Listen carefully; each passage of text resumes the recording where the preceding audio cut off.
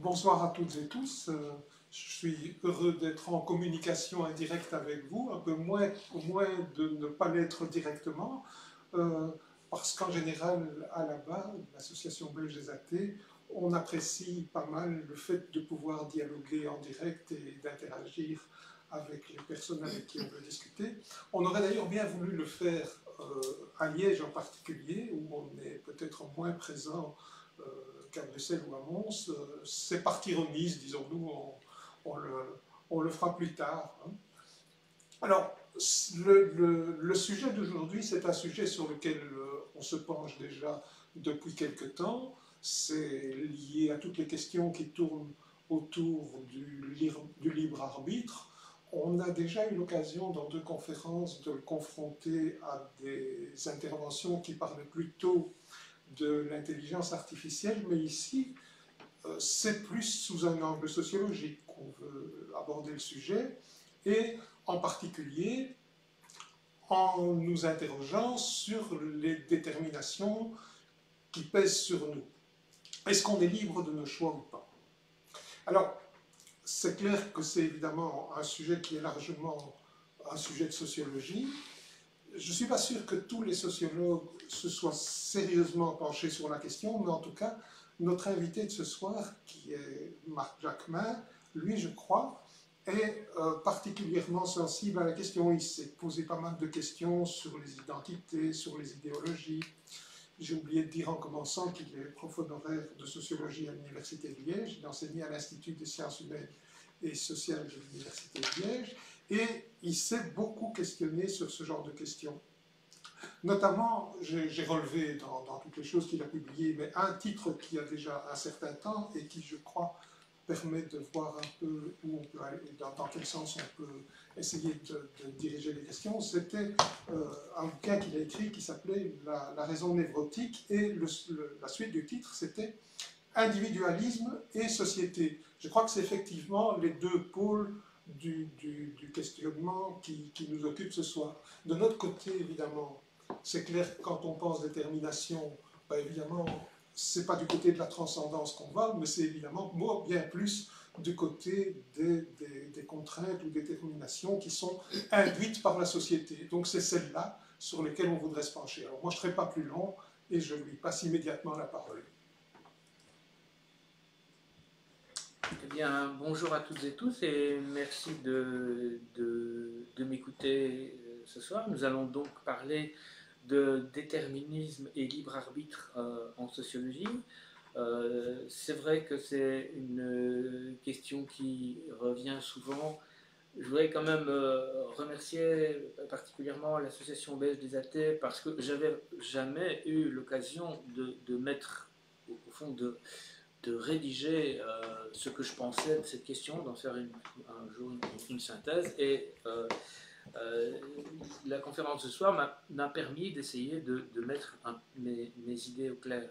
Alors, je voudrais tout de suite être clair sur un point. La sociologie ne peut évidemment pas trancher cette question dans tous ses aspects, et notamment dans ces aspects parfois métaphysiques qu'on abordera peut-être dans les questions en fin de conférence.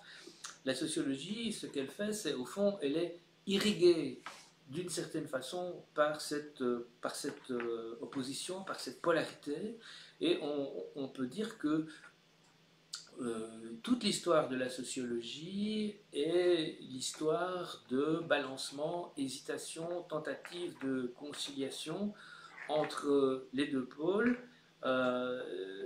si ce n'est que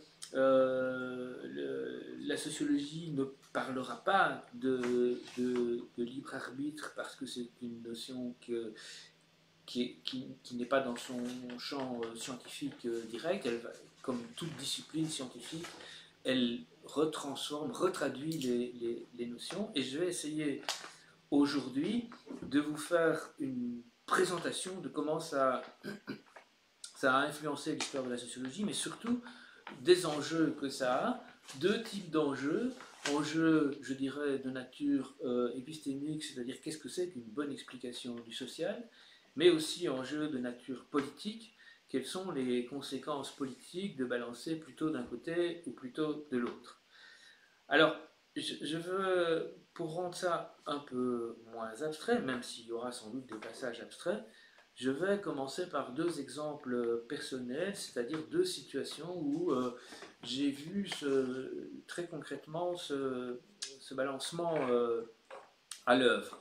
La première situation, ça se passe il y a pas si longtemps, il y a quelques années, à l'occasion de la retraite d'un collègue, je devais rédiger un article et j'étais tombé sur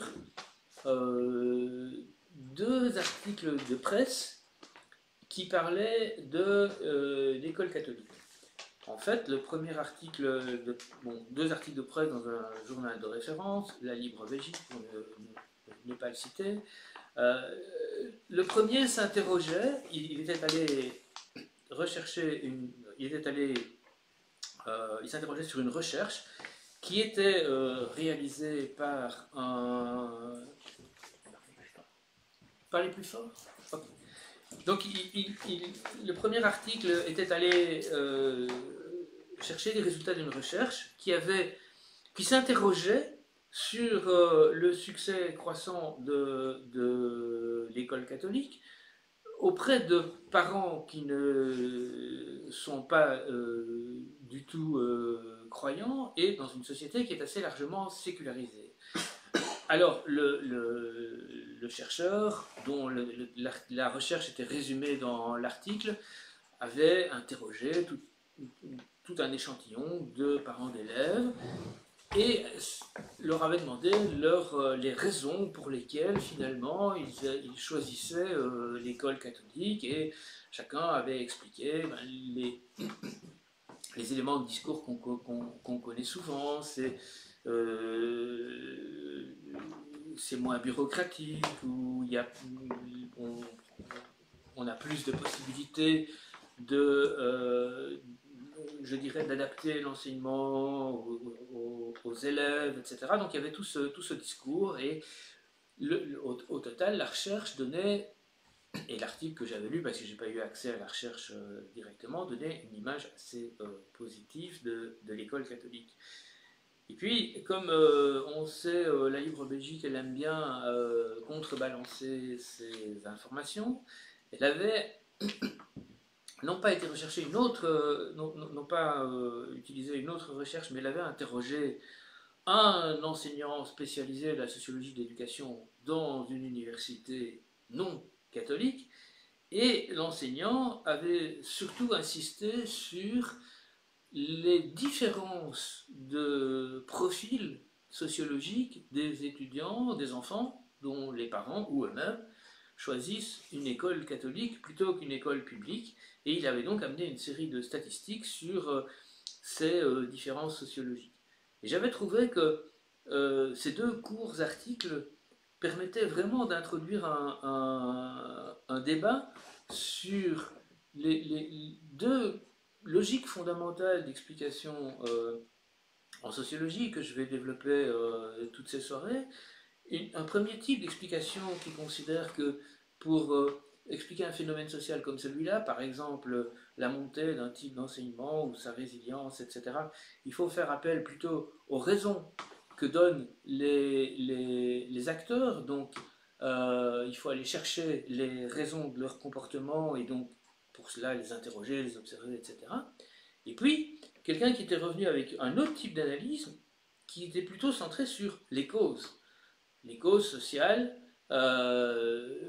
donc les déterminants qui font qu'à un moment donné, un certain public va se retrouver plutôt dans certains types d'écoles que dans un autre. Alors, les deux explications ont leur pertinence, mais ce sont deux logiques différentes, et il est parfois difficile de les articuler et de les concilier, même si beaucoup de sociologues ont défendu une position d'articulation, une position éclectique sur ce sujet. Souvent, les théories balancent plutôt d'un côté ou de l'autre.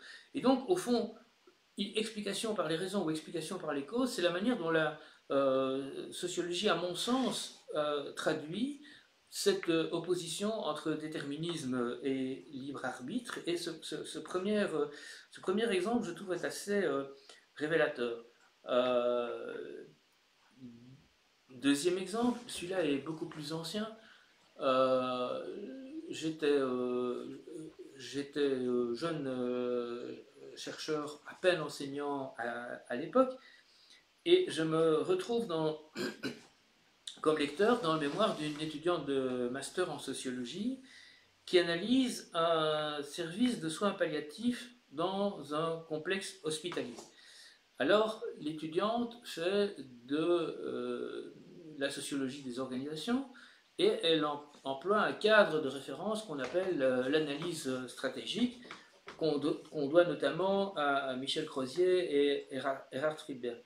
Alors Michel Crozier, c'est un nom qui est connu, qui est déjà relativement ancien, puisque ses premiers bouquins datent des années 60, et il s'est beaucoup intéressé à la notion de bureaucratie, et sa sociologie, l'analyse stratégique, montre que finalement, les gens qui sont impliqués dans une bureaucratie ont une des marges de manœuvre beaucoup plus importantes que ce qu'on imagine, ce qui fait d'ailleurs que les bureaucraties ne fonctionnent pas. C'est parce que on a parfois tendance à voir ça comme un système de règles, mais les gens contournent les règles, utilisent les règles comme des ressources. Ils utilisent surtout les zones d'incertitude dans ces règles comme des ressources pour faire avancer leur propre stratégie. Et tout ça a été théorisé dans un bouquin qui reste un classique de Crozier et de son collègue Erhard Friedberg, L'acteur et le système, en 1975. Et donc, l'étudiante a choisi ce cadre d'analyse-là pour son système pour étudier son unité de soins palliatifs. Et elle fait une brillante analyse de ce qu'on appelle le système d'action concret, donc l'ensemble des relations entre les soignants, les intervenants, etc., pour voir comment ça fonctionne. Et à un moment donné, je m'interroge sur le fait, en lisant le mémoire, je m'interroge sur le fait que dans cette unité de soins palliatifs, la question de l'euthanasie ne se pose jamais. Et je me dis, je vais quand même poser la question à l'étudiante, parce que je me rends compte en lisant le mémoire, elle a en principe anonymisé l'hôpital, donc elle ne donne pas son nom, mais elle le trahit involontairement dans une note de bas de page. Or, il s'agit d'un hôpital catholique. Je lui demande, est-ce que vous ne pensez pas quand même que le fait qu'il s'agisse d'un hôpital catholique, au-delà de l'analyse purement stratégique du système d'action concret, peut contribuer à expliquer que l'euthanasie n'est jamais abordée. Alors, l'étudiante, qui a fait par ailleurs dans son cadre de référence un mémoire que je trouve plutôt très bon, l'étudiante me répond froidement, les yeux dans les yeux, non, ça n'est pas pertinent.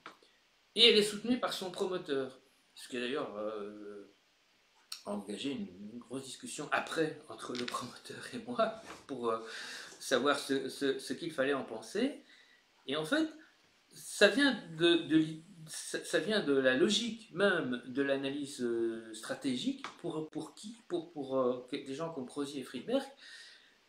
Les cultures, y compris les cultures religieuses, et y compris ce phénomène qu'on connaît bien quand même en Belgique, de la différence entre le catholique et le public ou le non-catholique, ce n'est pas un déterminant, ce n'est pas quelque chose qui nous influence ou qui détermine nos positions sur des sujets comme l'euthanasie, c'est également une ressource stratégique à utiliser.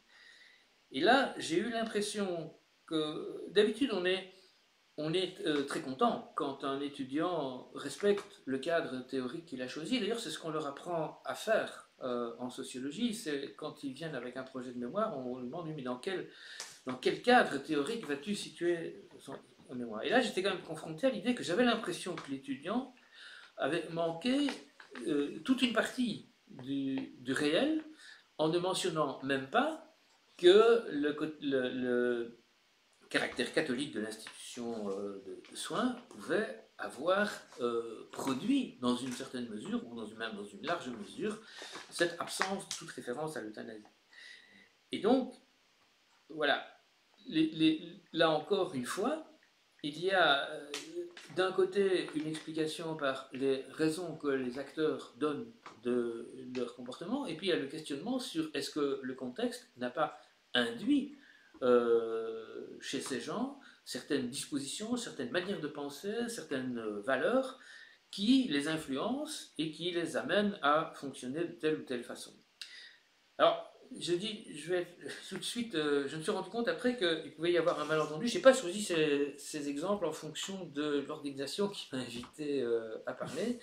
Il se fait que ces deux exemples qui m'ont vraiment marqué dans cette réflexion sur libre arbitre et déterminisme, que j'ai plutôt traduit dans le cadre de la sociologie par explication par les raisons et explication par les causes.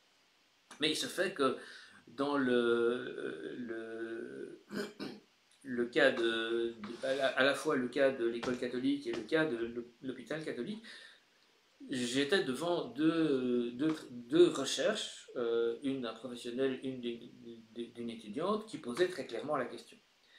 Alors, pour aller plus loin et pour montrer comment tout ça a contribué à construire, comment cette tension a contribué à construire la sociologie, il est peut-être nécessaire de faire un tout petit détour très bref de nature épistémologique.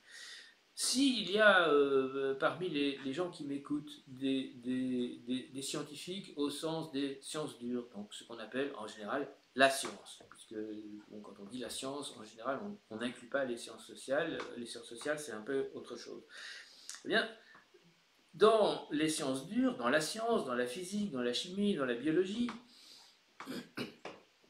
en règle générale, les scientifiques travaillent aussi dans des cadres de référence, mais ces cadres de référence sont, à un moment donné, consensuels.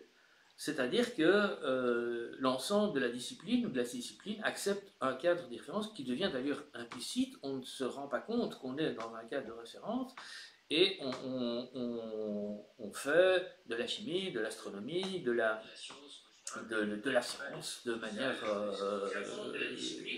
générale.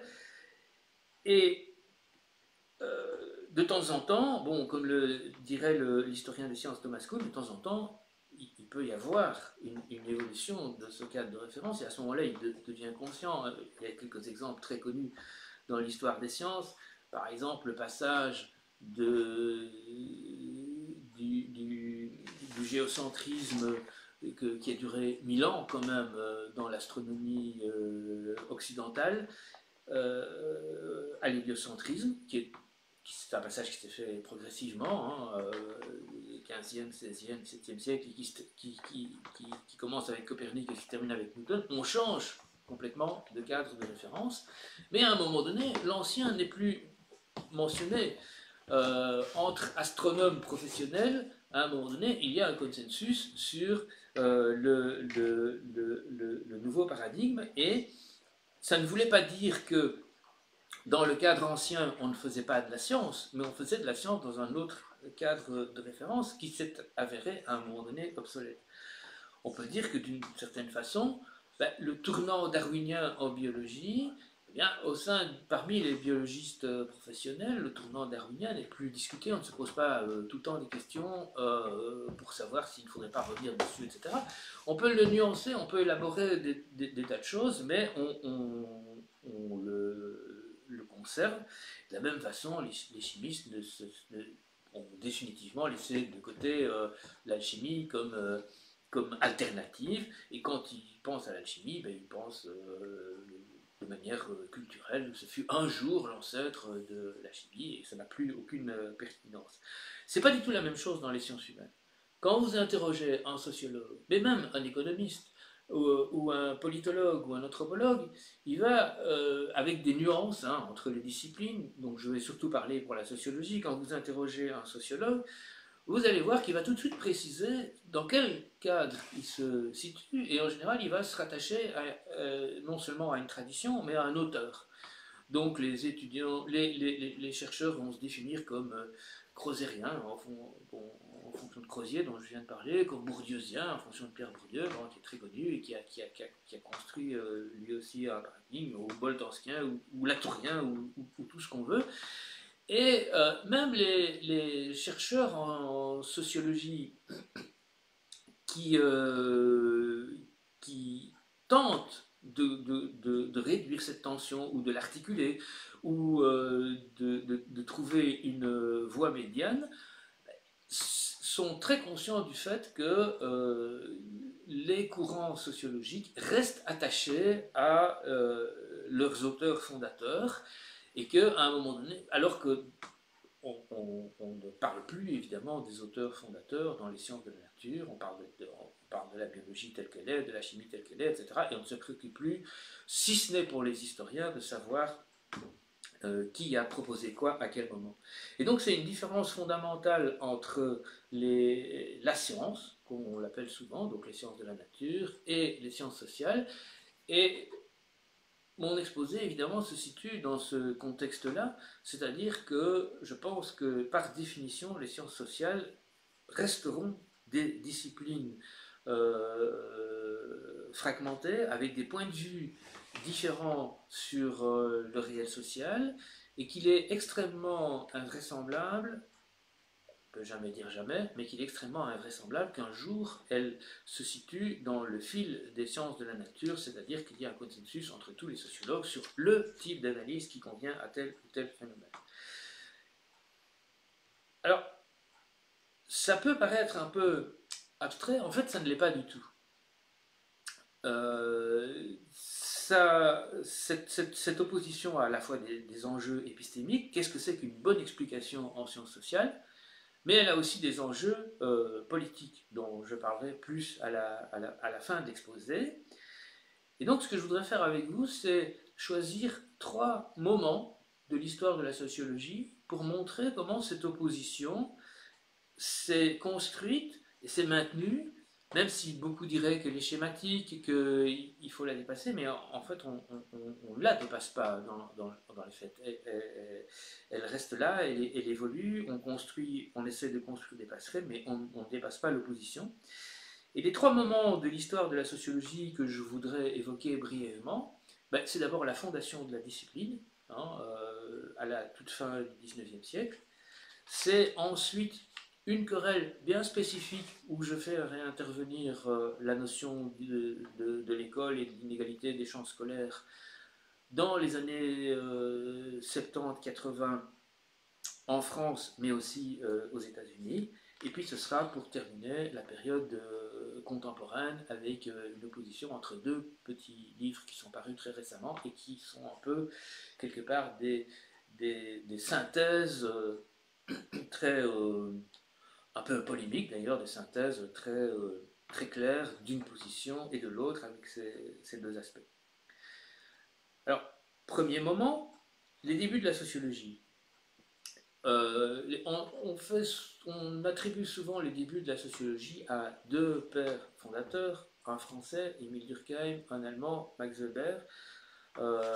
Bon, c'est évidemment plus compliqué que ça, mais ça tombe bien parce qu'ils sont exactement contemporains. Durkheim a vécu de 1858 à 1917 et Max Weber de 1864 à 1920. Et ils ont tous les deux produit leurs œuvres majeures entre la fin du 19e siècle et la fin de la Première Guerre mondiale. Alors, Durkheim, qui voulait fonder une véritable science sociale, je dirais dans la foulée des sciences de la nature, et considérait que les sciences sociales devaient avoir un objet propre et que cet objet propre était la société. Et donc, il a pris comme position de principe, dès le départ, que les faits sociaux sont irréductibles au comportement individuel. Ce sont des faits d'une nature spécifique et il a notamment écrit cela dans son fameux petit bouquin sur les règles de la méthode sociologique qui date de la fin des années 1890. Et son idée fondamentale, c'est que les faits sociaux nous sont opaques. C'est-à-dire que nous avons l'illusion de comprendre naturellement le social parce que nous vivons dedans, mais en fait, souvent nous le comprenons mal.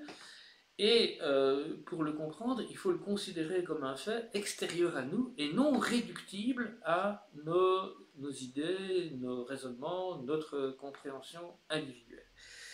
Et cette prise de position méthodologique d'emblée, donc considérer qu'il y a une nature différente des faits sociaux et que les faits sociaux sont opaques, il l'a illustré par son étude empirique sur le suicide. Pourquoi est-ce qu'il a choisi le suicide?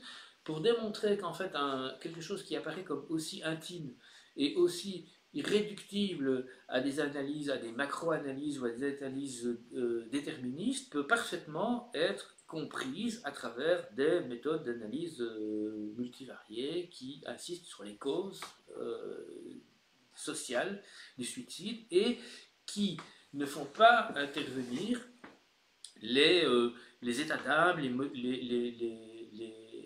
raisons des personnes.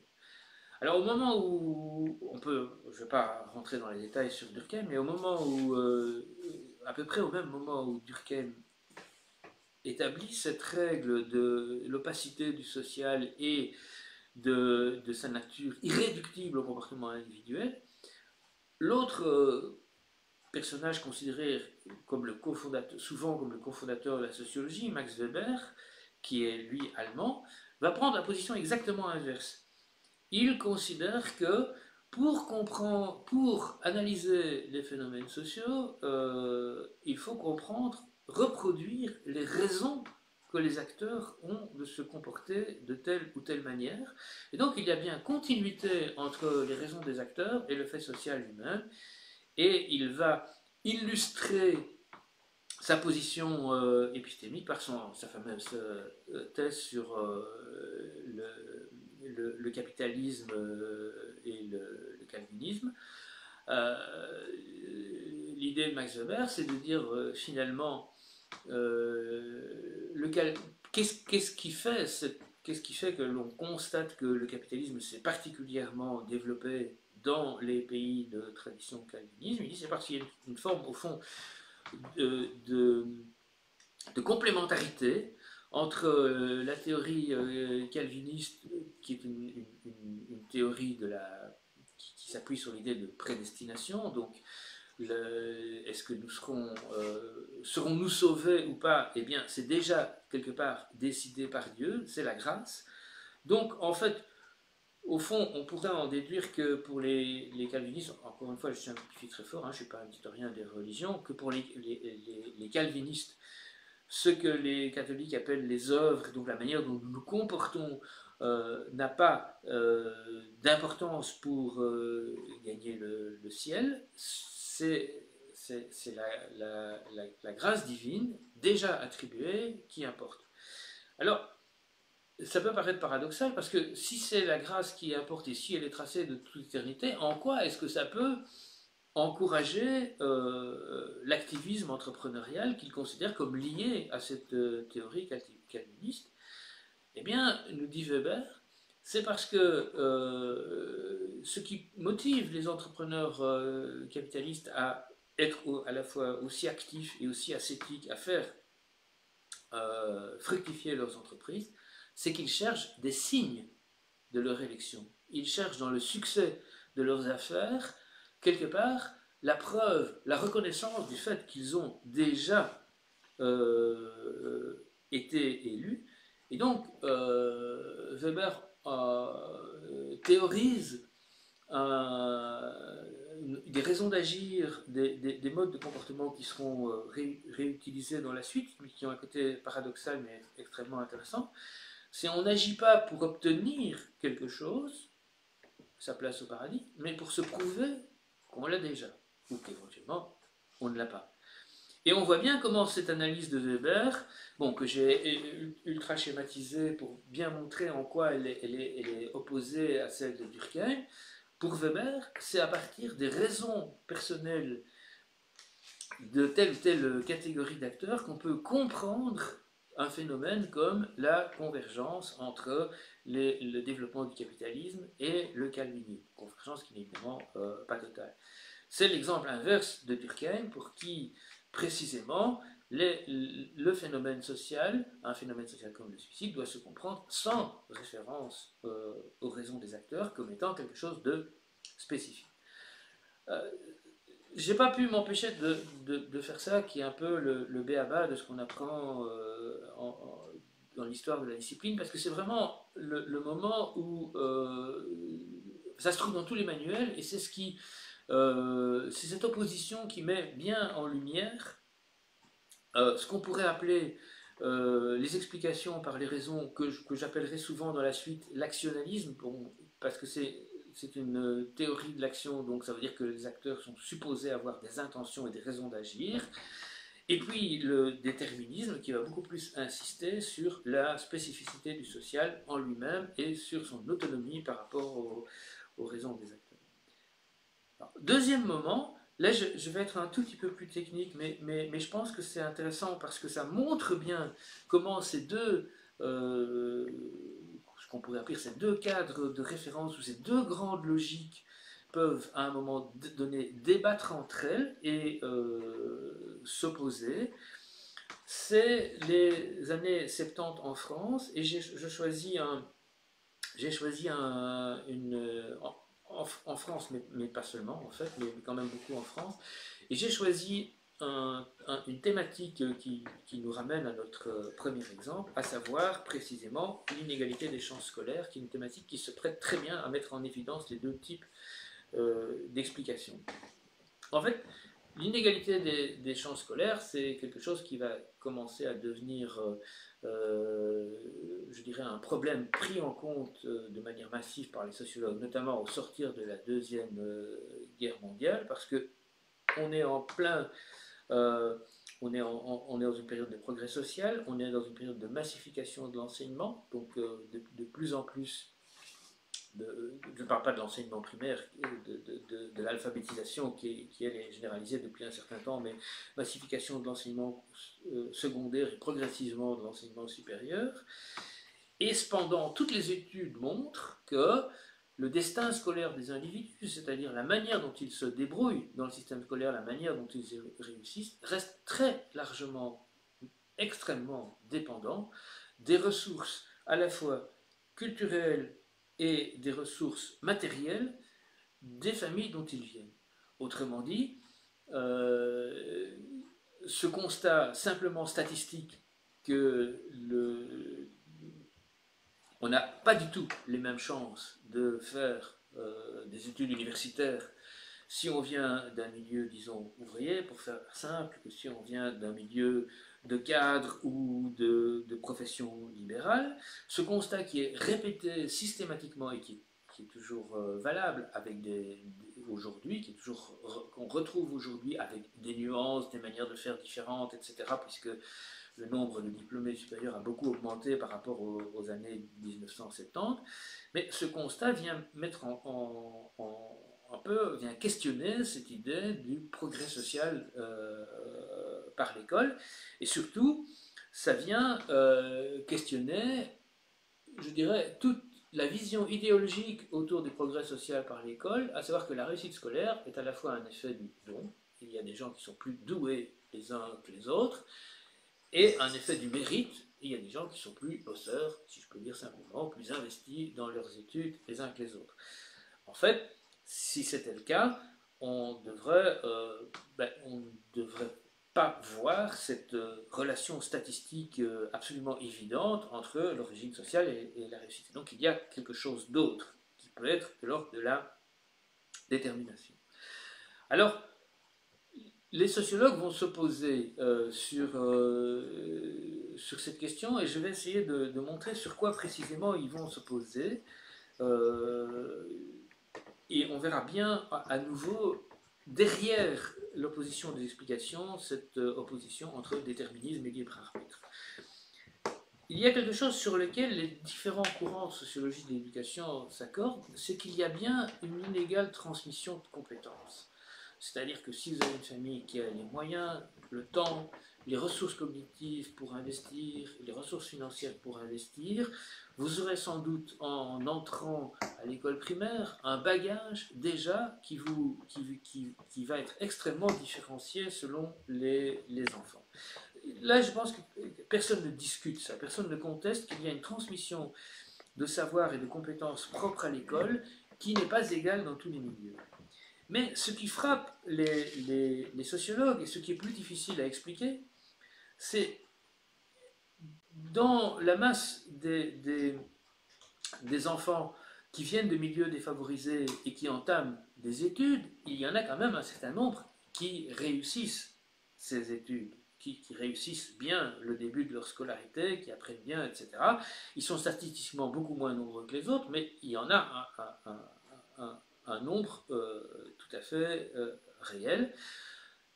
Et le problème qui se pose, c'est pourquoi est-ce que, à réussite égale, c'est-à-dire si on prend des gens qui réussissent de la même façon leurs premières années d'école, pourquoi est-ce que, de nouveau, les enfants ou les parents, quand ce sont les parents qui décident, les enfants de milieux défavorisés, abandonnent systématiquement plus tôt leurs études, alors qu'ils se retrouvent, ils sont de fait, ils ont surmonté la différence de compétences qui pouvait être un handicap au départ. Pourquoi continuent-ils à abandonner systématiquement plus tôt leurs études que les enfants issus de familles plus aisées? Alors, il y a une série, donc cette question qui va interpeller les sociologues, il y a une série d'études américaines, anglaises au départ, et puis françaises, qui vont proposer des explications qui sont plutôt des explications de nature déterministe. Par exemple, aux États-Unis, en Grande-Bretagne, les sociologues vont montrer que les enfants issus de milieux défavorisés n'auraient pas les mêmes valeurs et les mêmes attitudes face à la réussite scolaire que les autres, même lorsqu'ils ont bien réussi. Pourquoi ? D'abord parce que les enfants issus de milieux défavorisés ont des modèles de rôle différents. Alors l'exemple que je prends souvent, c'est si vous imaginez un petit Afro-Américain de Harlem dans les années 50-60, le modèle de l'avocat afro-américain qui a réussi ou du médecin afro-américain qui a réussi est très peu disponible dans son quartier. Par contre, le modèle du joueur de basket ou le modèle du dealer, eux, sont extrêmement disponibles. Et donc, la réussite scolaire, pour eux, est quelque chose qui apparaît comme très abstrait et auquel qui n'arrivent pas à rattacher à un modèle de réussite sociale concret dans leur milieu.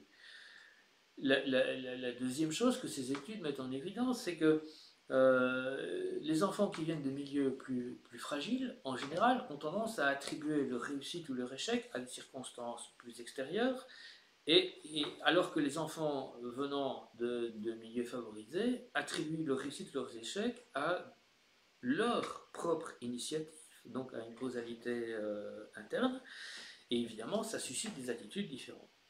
Et puis il y a aussi le fait que la réussite sociale n'est pas forcément vue de la même façon selon que l'on vient d'un milieu ou d'un autre, c'est-à-dire que dans les milieux culturellement et économiquement plus favorisés, la réussite scolaire apparaît comme un objectif en partie en soi, c'est-à-dire qu'on ne voit pas la réussite exclusivement en termes matériels, on voit aussi la réussite en termes culturels, ce qui est beaucoup moins le cas chez les enfants venant de milieux défavorisés.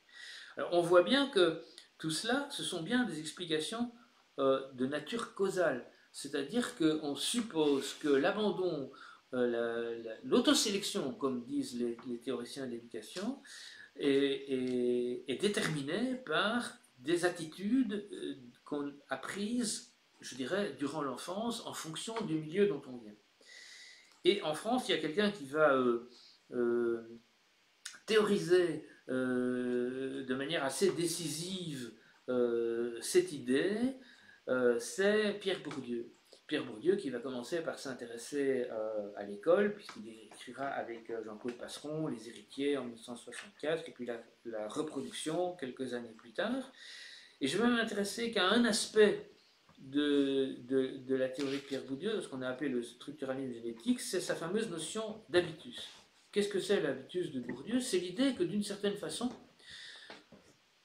le milieu qui nous a formés détermine des dispositions à agir d'une certaine façon, et l'abandon nettement plus important chez les enfants issus de milieux plus fragiles, leur habitus, c'est l'idée qu'en fait ils ont intériorisé leur destin social, c'est-à-dire c'est l'idée que l'école c'est pas pour eux, la réussite scolaire c'est pas pour eux, et que donc je dirais, on est encore une fois dans une logique qui ne donne pas des raisons d'abandonner les études plus tôt, mais qui montre que notre socialisation produit des dispositions à agir et à comprendre le monde qui sont différentes, et que encore, si on vient d'un milieu ouvrier de la banlieue liégeoise, ou aux États-Unis, si on vient d'un milieu afro-américain d'Harlem, on a des habitus différents. Et donc, la notion d'habitus est bien une notion causale. C'est même une des notions les plus clairement causales qui soit, puisqu'elle nous dit que finalement, notre rapport à l'école s'explique par des dispositions dont nous ne sommes même pas conscients, parce que ces dispositions se sont formées tout au long de notre histoire et de notre socialisation. Or, au moment où Bourdieu commence vraiment à être connu, et on sait qu'il va devenir un des sociologues, si pas le sociologue le plus cité dans le monde au cours de sa vie, arrive sur la scène un jeune sociologue qui a fait ses études aux États-Unis, qui a appris aux États-Unis notamment, qui a travaillé sur l'analyse mathématique des faits sociaux, et qui a un contre-projet par rapport à cette idée d'habitus de Bourdieu, donc qui a vraiment le projet d'expliquer l'inégalité des chances scolaires de manière différente, non plus par des causes, mais par des raisons, qui s'appelle Raymond Boudon, qui est une référence un peu particulière parce qu'à la fois c'est une référence un peu incontournable en sociologie, en même temps il a très peu fait école, il est resté un peu isolé, on y reviendra dans la suite.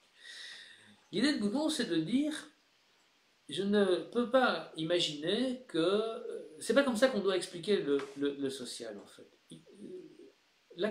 Les individus, les enfants, les parents, ceux qui définissent des stratégies scolaires, sont beaucoup plus rationnels que cette idée d'habitus vient nous laisser croire.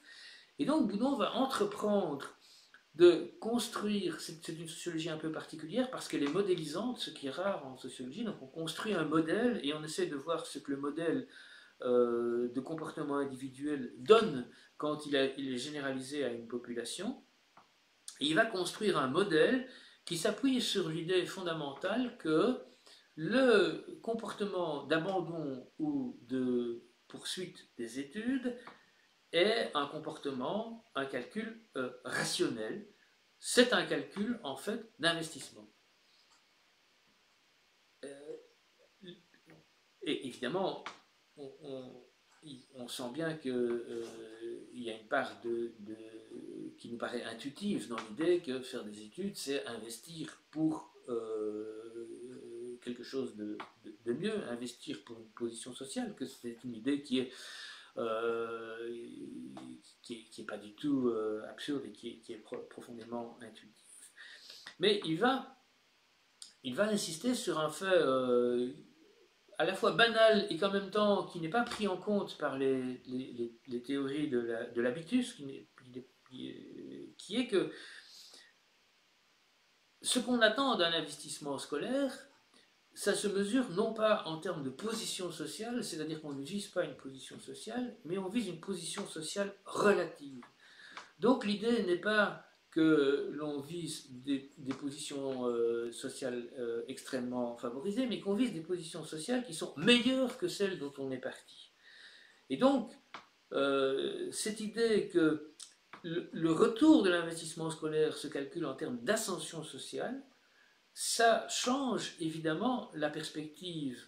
Pourquoi? Parce que, évidemment, si ce que vous visez, c'est d'être mieux, c'est grâce à une stratégie d'investissement dans l'école de finir mieux en termes de destin social que d'où vous venez, bien évidemment, pour obtenir un bénéfice, les enfants qui viennent de milieux défavorisés peuvent s'arrêter beaucoup plus tôt que les enfants qui viennent de milieux favorisés. En clair, devenir instituteur pour un fils de cheminot, c'est une forme de promotion sociale. Pour un fils de président d'une cour de cassation, c'est au contraire, je dirais, une forme de ce que Boudon appelait une démotion. Donc on redescend dans l'échelle de la hiérarchie sociale. Et donc, ce que dit Boudon, c'est il n'est pas du tout, il ne va pas jusqu'à dire l'habitus ça n'existe pas, il ne se positionne pas comme ça. Il dit on peut très bien se passer d'une notion aussi lourde et aussi lourdement déterministe que celle-là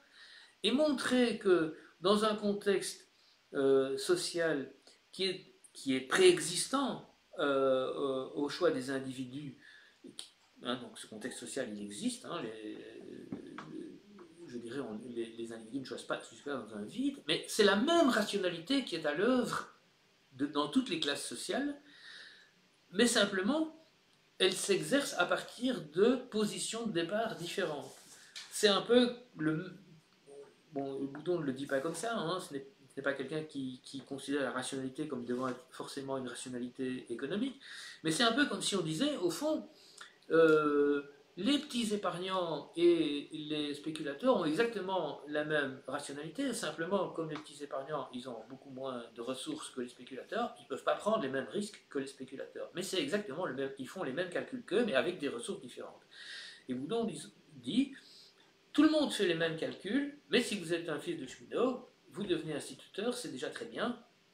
Ce n'est pas du tout le même bénéfice pour quelqu'un qui vient d'un milieu beaucoup plus favorisé. Et donc, ce bouquin va rester, le livre de Boudon qui s'appelle L'inégalité des chances, qui date de 1971, va rester un classique, mais en compétition avec d'autres classiques que sont les bouquins plus déterministes. Mais Boudon, finalement, fait ressurgir l'idée que c'est par les raisons que les acteurs ont de faire des choix qu'on peut comprendre un phénomène social global comme l'inégalité des chances scolaires. Et on voit bien dans ce débat, et là je mets le doigt sur quelque chose que j'aimerais bien que vous gardiez à l'esprit parce que c'est vraiment important pour la suite. Il y a deux manières de considérer ce qu'on pourrait appeler un déterminisme social, de considérer le poids du social sur l'individu. Il y a d'abord le fait qu'il y a un cadre social qui est déjà là. Boudon ne nie absolument pas que la société soit d'une certaine façon socialement hiérarchisée. Il nie simplement que ça produise des habitudes différentes chez les individus, et son objectif c'est de montrer que c'est la même rationalité mais dans un cadre qui existe. Et c'est pour ça que Boudon parle d'ailleurs de son individualisme comme d'un individualisme institutionnel.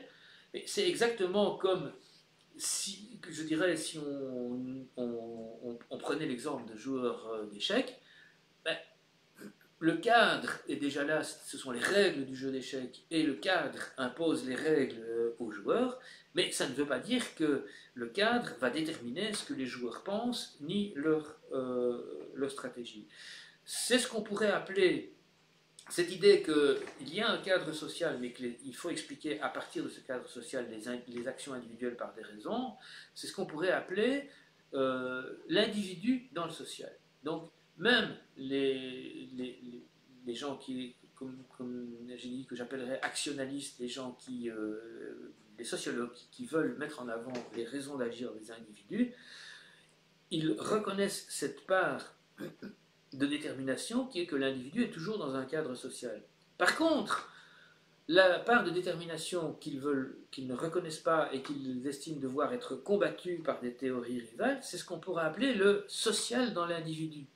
C'est-à-dire que d'une certaine façon, comme nous sommes toujours déjà socialisés, comme nous sommes le résultat de notre histoire et que notre histoire se fait en contexte social, le social est déjà présent dans nos propres dispositions, et donc nos raisons d'agir sont en partie au moins produites par notre socialisation. Et c'est cette part-là du déterminisme. Donc j'insiste sur cette opposition entre l'individu qui fonctionne dans un cadre social, ce que les défenseurs du libre arbitre, pour faire très schématique, admettent, et l'individu qui est produit dans ses dispositions à agir par le social, qui est ce que précisément est récusé par les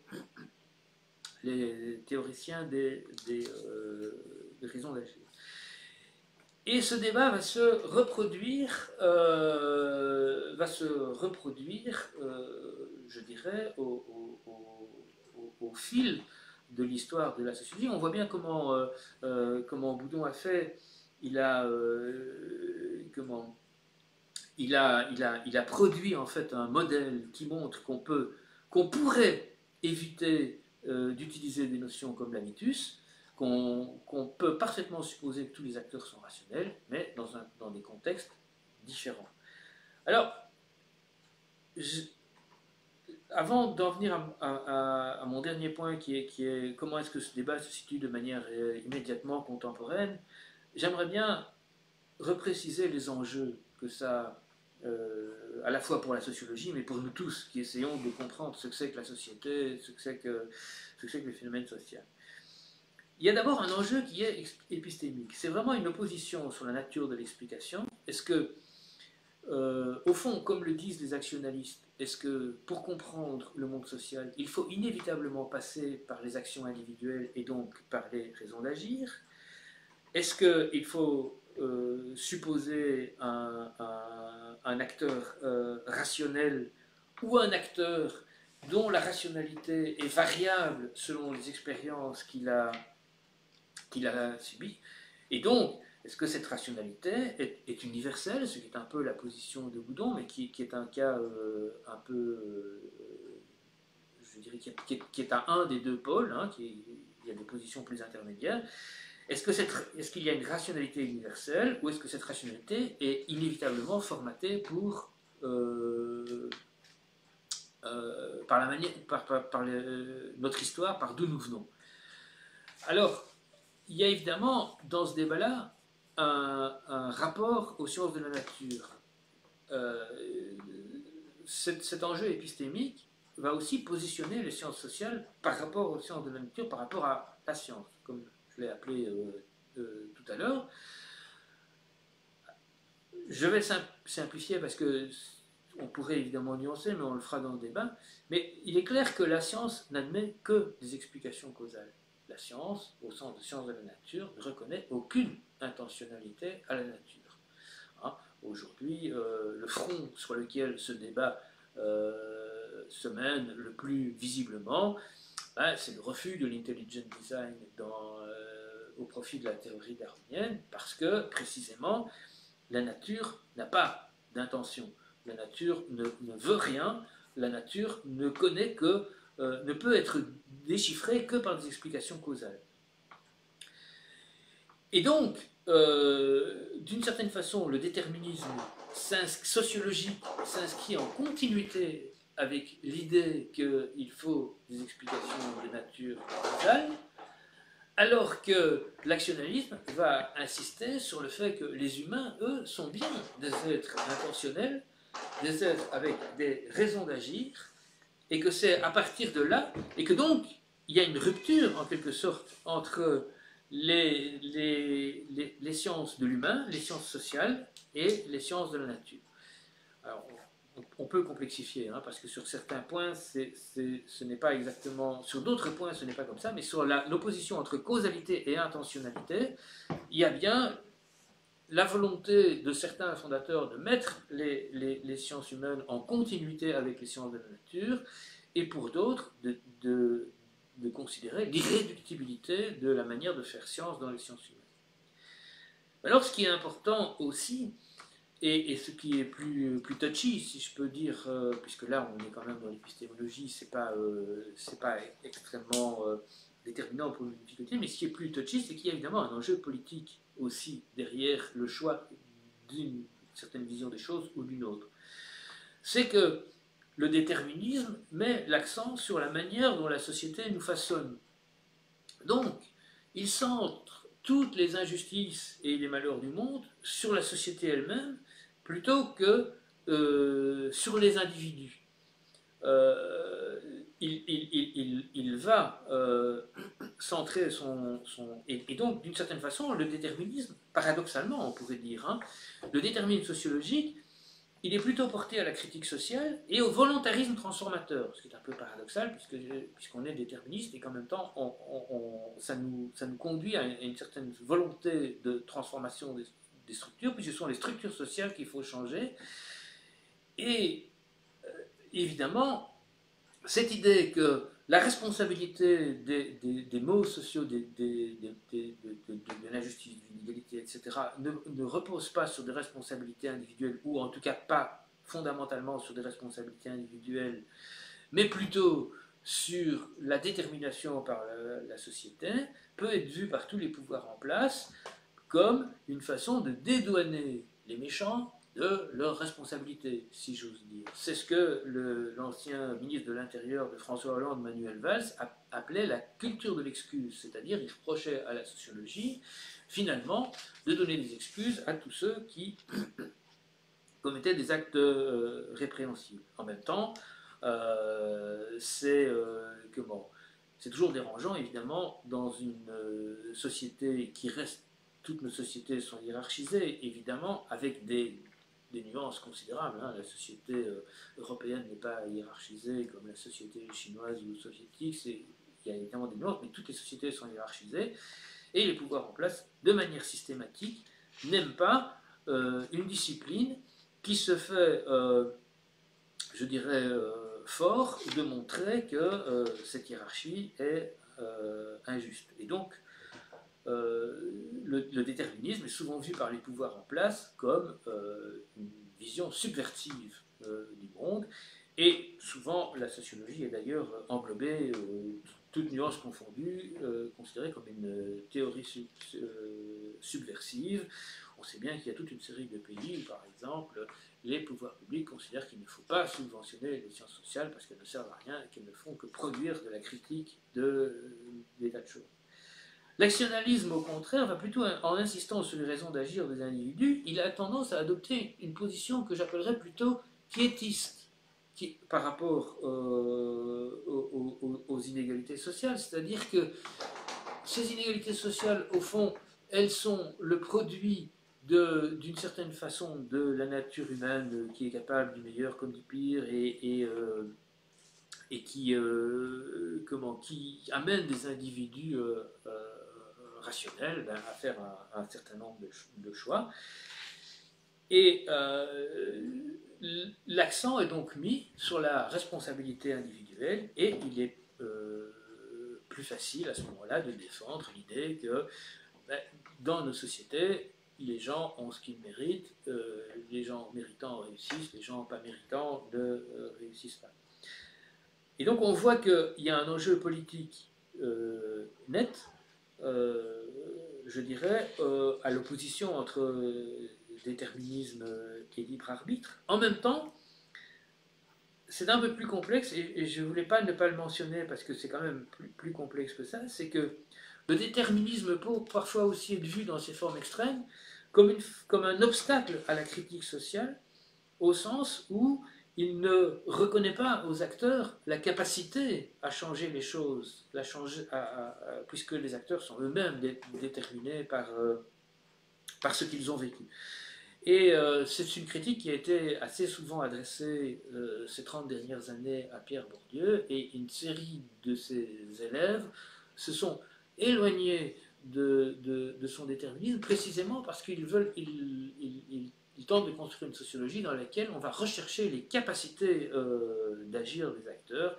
C'est notamment le cas de quelqu'un, pour ceux qui connaissent, comme Luc Boltanski et tous les courants de sociologie pragmatique, où on suppose qu'il faut qu'il faut prendre les acteurs au sérieux, et donc on revient d'une certaine façon à une certaine forme d'actionnalisme. Donc on voit que je voulais pas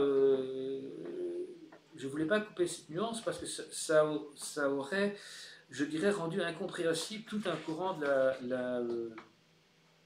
la sociologie contemporaine. Alors, mon dernier moment, et je vais clôturer par ça, mais là je vais me permettre de faire quelques citations parce que c'est, je dirais, l'occasion est trop belle. On a eu ce que j'ai essayé de dire, et notamment les enjeux politiques que j'ai essayé de préciser à la fin de mon exposé, ont été très bien repris par deux petits livres de traditions complètement opposées, et qui sont parus tout récemment, et qui ont un grand mérite, c'est qu'il y en a un qui cite l'autre. Donc la polémique est ouverte, officielle. Le premier est paru en 2016, il est du sociologue Bernard Lahire, professeur à Lyon, et on voit bien dans son titre, tout est dit, pour la sociologie, ça s'appelle Pour la sociologie, et le sous-titre c'est Pour en finir avec une prétendue culture de l'excuse. En fait, évidemment, il s'adresse aux fameuses phrases de Manuel Valls sur la sociologie comme culture de l'excuse. Et le deuxième livre a été publié l'année suivante par Gérald Bronner, professeur de sociologie à Paris-Descartes, et Étienne Géhin, qui est ex-maître de conférence à Nancy. Et son titre à lui aussi, et sans équivoque, c'est le danger sociologique. Alors je vais voir comment ces deux livres s'opposent à partir de quelques citations, et vous allez retrouver le fil que j'ai essayé de tracer dans mon exposé, mais exprimé de manière très claire, très nette et presque polémique. D'un côté, Bernard Lahire peut être considéré comme un héritier non orthodoxe de Bourdieu. il est un héritier en ce sens qu'il reprend le concept d'habitus, mais qui considère que les individus sont multidéterminés, tellement déterminés que l'habitus devient finalement une configuration singulière pour chacun. Et donc ça brouille un petit peu la frontière entre déterminisme et libre arbitre, tout en disant que chacun est spécifique, il est singulier, mais il est quand même le produit de ce qu'il a vécu et de sa socialisation et de ses expériences. Je cite un extrait de Pour la sociologie. La sociologie rappelle que l'individu n'est pas une entité close sur elle-même qui porterait en elle les principes et toutes les raisons de son comportement. Par là, la sociologie vient contrarier toutes les visions enchantées de l'homme libre, autodéterminé et responsable. Elle met aussi en lumière la réalité des dissymétries, des inégalités, des rapports de domination et d'exploitation, de l'exercice du pouvoir et des processus de stigmatisation. Ce faisant, elle agace forcément tous ceux qui, détenteurs de privilèges ou exerçant un pouvoir quelle qu'en soit la nature, voudraient pouvoir profiter des avantages de leur position dans l'ignorance générale. Voilà, c'est très clair. La sociologie rappelle que l'individu est le produit du social, c'est la fameuse position le social dans l'individu, et évidemment, elle agace les puissants. En face, dans le danger sociologique, Bronner et Géin vont prendre la position symétrique. Et je les cite aussi parce que c'est troqué à faire, ces gens qui débattent les uns avec les autres de manière un peu parfois rude. En défendant cette thèse, donc la thèse que je viens de citer, qui est un fil rouge de ses travaux et qui doit beaucoup à Pierre Bourdieu, Bernard Lahire n'a nullement l'intention d'excuser le vol, le viol, l'homicide ou l'assassinat, mais comment ne voit-il pas qu'à force de ne prendre la plume ou la parole que pour dire et redire que les actions de l'homme social sont des effets de système, de structure ou de culture, il donne objectivement raison à ceux qui pensent et disent, comme Manuel Valls, qu'en attribuant leurs actes à des causes qui leur sont extérieures, la sociologie fait preuve de beaucoup trop d'indulgence envers les voyous et les meurtriers. On voit très bien l'enjeu politique dans ces deux citations opposées. Évidemment, Lahire répondra à ça. Mais Bronner et Géin continuent en prenant une position qui est très explicite, qui dit « Nous ne pouvons porter un jugement sur la moralité d'une action qu'autant qu'elle nous apparaît comme un événement que nous attribuons à la volonté et à la raison de l'acteur. » On peut traduire ça que d'une seule façon, c'est si nous voulons que les gens soient individuellement responsables de leur... si nous voulons pouvoir juger la moralité des gens, il faut qu'ils soient individuellement responsables de leur destin, et il faut donc que d'une certaine façon, les actions soient entièrement explicables par leurs intentions et par leur volonté. À quoi Lahire va répondre évidemment, sur un plan, lui, alors à ce moment-là, plus épistémique.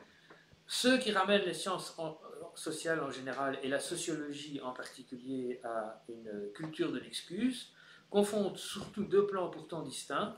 Le premier plan non normatif qui est propre à la connaissance scientifique d'une part, et le second normatif qui est propre à la justice, à la police, à la prison, etc. d'autre part. Donc que fait Lahire par rapport à cette position? Il dit, on explique. Le rôle de la sociologie, c'est d'expliquer, pas de juger ni d'absoudre. Et donc ceux qui disent qu'en expliquant on absout confondent complètement la notion d'explication et la notion d'excuse. Alors, le débat, j'ai choisi ces deux textes parce qu'ils sont tout récents et que c'est un débat qui est porté dans l'espace public en France, évidemment pas aussi visible que le débat politique directement, mais c'est un débat dans lequel la sociologie est prise à partie, et dans lequel il y a des acteurs sociologiques qui défendent ouvertement l'idée qu'il faut rendre les individus responsables de leur sort, et des acteurs et des sociologues qui disent qu'il faut retracer qu'il faut retracer les déterminations qui ont fait ce qu'ils sont. Alors, Bon, j'ai mon point de vue, évidemment, mais mon objectif était plutôt de montrer comment ce débat en sociologie conditionne l'histoire de la discipline, la position de la discipline dans la société et aussi les aspects politiques. Et je voulais illustrer ce que j'ai dit en début et que je crois fondamental, c'est-à-dire que les sciences sociales resteront marquées par cette opposition et d'autres oppositions aussi. C'est-à-dire que les sciences sociales ne seront probablement jamais dans le même état que les sciences de la nature qui, à un moment donné, peuvent oublier leur histoire pour produire un regard consensuel et unique dans une discipline ou dans une sous-discipline. Et je vous ai proposé, c'est par là que je clôturerai, je vous ai proposé une petite expérience visuelle pour essayer d'illustrer cette cette diversité irréductible de l'explication sociologique. Je vous ai montré un cube qu'on voit en transparence. Alors, si vous regardez, vous pouvez imaginer que le cube que vous avez sous les yeux est tourné vers la gauche et vers le bas, que la face avant est tournée vers la gauche et vers le bas, alors vous allez voir la face ABCD comme la face avant du cube. Si vous imaginez que le cube est tourné vers la droite et vers le haut, vous allez voir la face EFGH comme la face avant du cube. Alors, je vous laisse faire un peu l'expérience pour voir si vous arrivez à faire basculer une vision d'une vision à l'autre. Hein, parce que je trouve que, bon voilà, ça fait partie de mes tics d'enseignant, j'ai tendance à penser qu'un schéma est souvent extrêmement utile à la compréhension d'exposés théoriques. Et ce schéma, il représente bien pour moi ce qu'est le monde social, c'est-à-dire qu'on ne peut pas l'appréhender tout entier d'une seule façon, on ne peut l'appréhender qu'à travers une certaine pluralité de regards.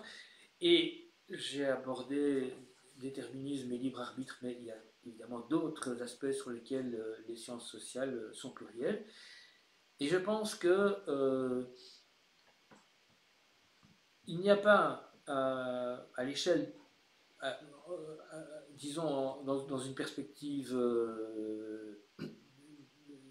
je dirais raisonnable, une perspective qu'on peut imaginer, il n'y a probablement pas moyen de réduire cette opposition entre les deux types de sciences et que ça restera toujours le cas. Mais ça, on pourra l'aborder dans le débat. Je voulais aussi terminer sur un point qui ramène à la notion un peu métaphysique de libre arbitre, c'est-à-dire l'idée que nous aurions quelque part en nous une conscience, une sorte de sujet transcendantal qui à un moment donné déciderait ce que nous faisons. Si un jour cette notion doit disparaître, ça ne viendra pas du déterminisme sociologique, ça viendra évidemment du déterminisme biologique et en particulier des neurosciences qui sont bien plus puissantes comme outil aujourd'hui pour décider que le libre arbitre existe ou n'existe pas. Voilà, je vous remercie, j'espère que ça n'a pas été, voilà, que ça vous aura intéressé et je suis prêt à entendre vos questions, remarques, objections.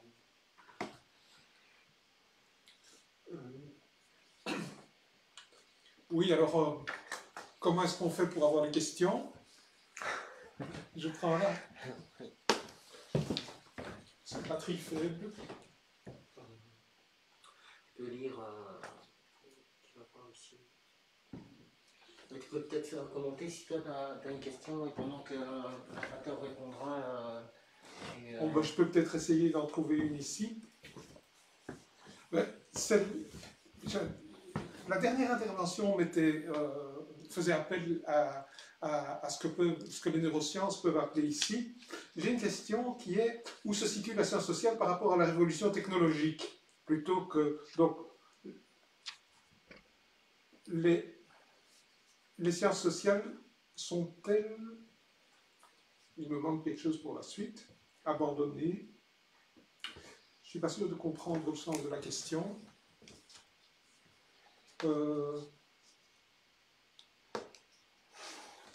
Donc,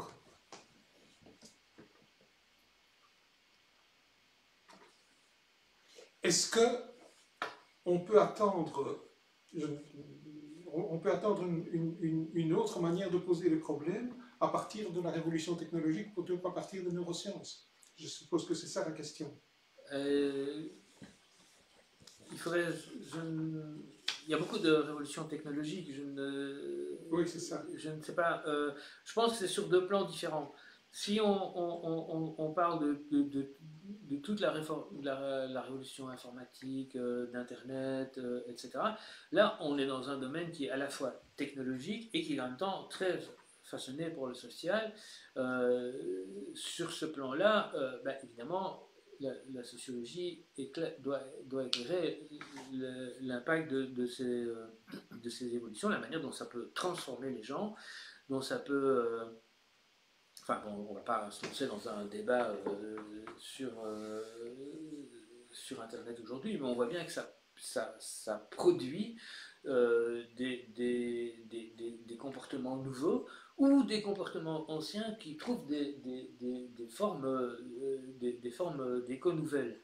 Maintenant, quand j'ai fait référence à la neurobiologie, c'est évidemment dans la perspective qui est aussi une perspective de la science de manière générale, c'est que la science a tendance à considérer que la méthode explicative, la méthode explicative reine, c'est en fait le réductionnisme, c'est-à-dire qu'on réduit les phénomènes sociaux à des phénomènes individuels, les phénomènes de conscience individuelle à des phénomènes de biologie. Notre conscience n'est jamais que un phénomène émergent produit par notre cerveau. Notre cerveau n'est jamais que la mise en articulation de milliards de neurones. Un neurone est lui-même, et ainsi de suite, et ainsi de suite. Et donc, pour le moment, le courant qui part, je dirais, de l'infra-individuel, c'est-à-dire de ce qui fait qu'un individu émerge de tous ces processus biologiques, est beaucoup plus menaçant, à mon sens, pour le libre arbitre que le courant qui part de la société et qui essaie de montrer que nous sommes aussi le produit des déterminismes sociaux. Alors, j'ai une autre question, qui est une question tout à fait dans le fil de l'exposé, et je la lis. Je ne comprends pas comment il est possible de concevoir l'opposition entre les deux points de vue de cette manière, puisque nous sommes la somme de notre histoire, de nos rencontres. Oh, zut. Merde. J'ai touché l'écran où je ne devais pas. Nous sommes la somme...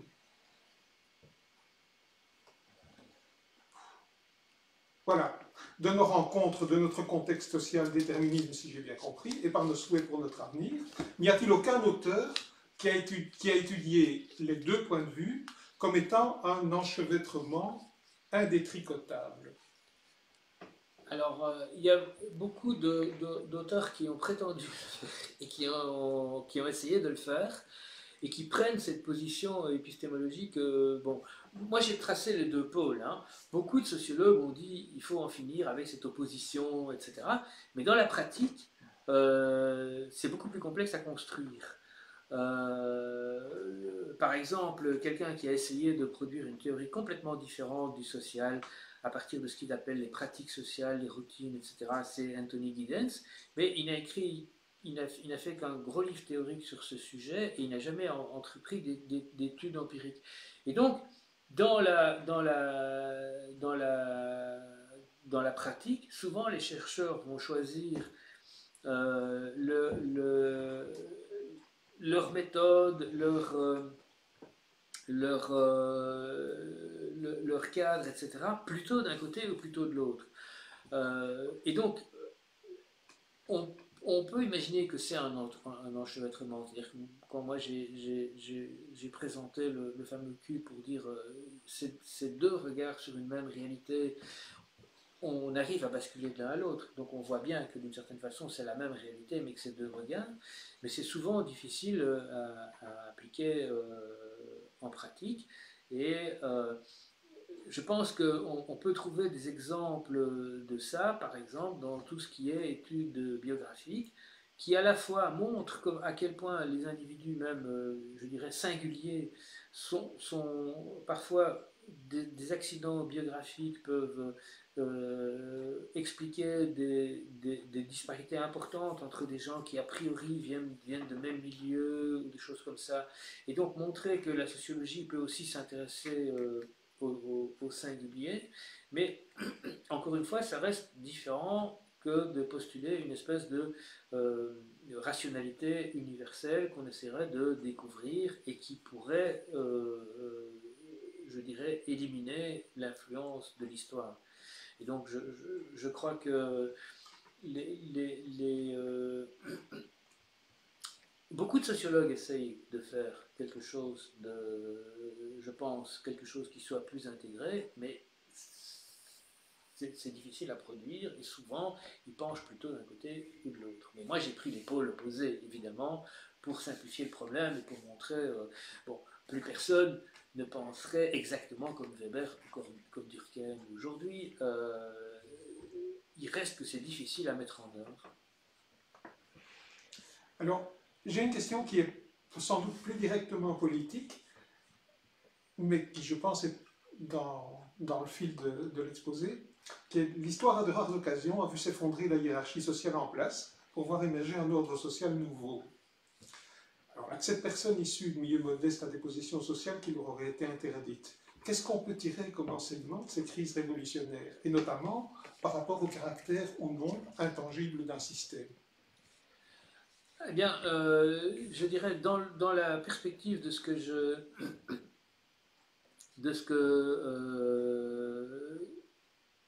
de l'exposé que j'ai fait, évidemment, il y a une espèce de paradoxe, puisque, au fond, les théories déterministes expliquent beaucoup plus facilement l'ordre social que le changement social, puisque le changement social suppose une capacité des acteurs à un moment donné, à, je dirais, se libérer d'un certain nombre de déterminations, mais que en même temps, ce sont souvent ces théories déterministes qui mettent l'accent sur la critique de cet ordre social. Et donc, il y a ce paradoxe que les théories, je dirais, actionnalistes sont en général mieux construites pour comprendre le changement social, mais qu'elles sont moins bien construites pour mettre en évidence l'ordre. Et que ce sont les théories qui mettent en évidence l'ordre qui sont souvent les plus critiques. Alors je pense que l'idée que j'ai donnée en fin d'exposé, qu'il y a aussi des théories actionnalistes qui tentent de réarticuler critique sociale et autonomie individuelle, sont peut-être une des voies, je dirais, pour rendre compte du fait qu'à un moment donné, un ordre social est effectivement mis en question et profondément changé, et que les élites sont... Ça n'arrive pas très souvent hein, dans l'histoire, ça n'arrive pas extrêmement souvent, mais ça arrive, c'est indiscutable. Rappelons que quelqu'un comme Marx, qui était assez déterministe à certains égards, était aussi un théoricien de la Révolution, au sens où il avait une vision de l'histoire qui considérait comme relativement inéluctable qu'à un moment donné, des révolutions se produisent et que l'ordre social s'inverse. Et donc, au fond, les deux types de théories ont des choses à dire sur ces renversements de hiérarchie sociale. Et je pense qu'il existe il existe des théories de renversement des deux côtés, en fait. Je continue ici, on revient plus au problème du libre arbitre. Ne pensez-vous pas que le libre arbitre n'est pas simplement lié à la palette de choix qui se présente à nous, et donc une personne éduquée aurait plus de libre arbitre qu'une personne qui n'a qu'un choix, voire deux, ou de néfaste ou quelque chose de ce genre-là. Donc finalement, dans quelle mesure le libre arbitre n'est pas la conséquence ou le résultat d'une forme d'éducation préalable? C'est presque à ça que ça revient. Alors, oui, je pense qu'il y a un paradoxe dans la question qui est très intéressant, que je n'avais pas envisagé sous cet angle-là, mais qui est très intéressant, c'est de présenter en fait le libre arbitre comme étant lui-même issu des déterminations sociales. Alors, je crois qu'effectivement, je ne parlerai pas de libre arbitre peut-être dans ce sens-là, mais plutôt d'effectivement de choix, hein, de liberté de choix, puisque le choix est le concept le plus central dans les théories actionnalistes. Et effectivement, l'idée que nous avons d'autant plus de choix que nous avons de ressources au départ pour faire ces choix, au fond, c'est en soi une idée plutôt du versant déterministe, mais qui réincorpore la notion de choix. Bon, et moi, je pense que c'est quelque chose que quelqu'un que j'ai cité à la fin, comme Bernard Lahire, pourrait sans doute accepter et pourrait sans doute théoriser. Mais il est vrai qu'il y a, bon, il y a dans la notion de libre arbitre quelque chose qui déborde tout à fait la sociologie et qui ne peut pas être réglé par la sociologie, c'est l'idée métaphysique. Est-ce que quelque part nous avons cette espèce de sujet transcendantal qui peut dire je choisis, indépendamment de ce que je suis, je choisis. Et ça, la sociologie n'a pas les outils pour trancher. Elle ne peut que constater qu'on peut choisir d'expliquer d'une certaine façon ou d'expliquer d'une autre. Mais l'idée que le libre arbitre serait en soi un processus issu des déterminations sociales, c'est assez séduisant. Et ça demanderait que je creuse. Alors, j'ai envie de terminer par une question peut-être personnelle, en tout cas qui me vient à l'esprit en pensant aux habitus, et qui remonte à des souvenirs de lecture relativement anciens. J'ai en tête une enquête de type sociologique, je ne sais plus si elle avait été faite dans les règles ou pas, mais où les gens qui étaient questionnés avaient été questionnés sur toute une série de questions qui n'avaient strictement rien à voir avec leur choix politique. Je pense qu'elle a été il y a quelques dizaines d'années publiée dans le Nouvel Observateur, et on arrivait finalement à situer les gens politiquement à travers des questions qui n'avaient rien à voir. Par exemple, une qui me vient à l'esprit et qui était très claire, c'était « Est-ce que vous préférez le camembert ou le roquefort ?»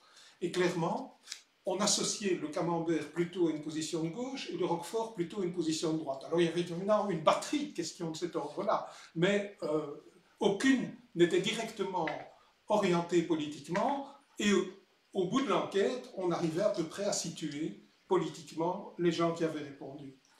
Alors oui, ça fait partie d'un courant qui a existé dans les années 80, je pense que ça vient de là. Hein, ça doit être à peu près ça, oui.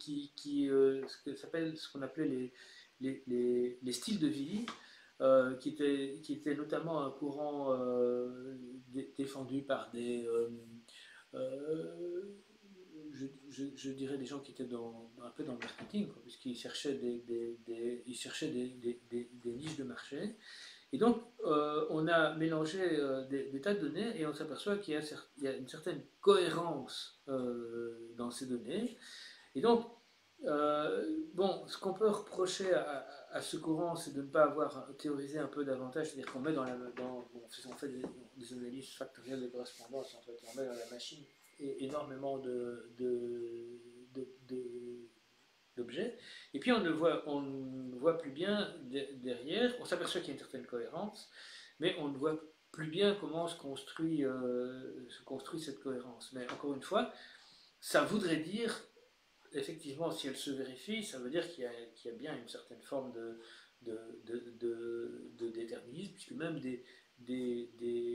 ça aurait bien plu à Bourdieu, qui considérait que c'est pas pour rien si certains aiment Beethoven et d'autres Tino Rossi, que ça vient d'une même série de facteurs, d'un même habitus, et donc on pourrait dire que ça vient un peu en soutien de cette conception.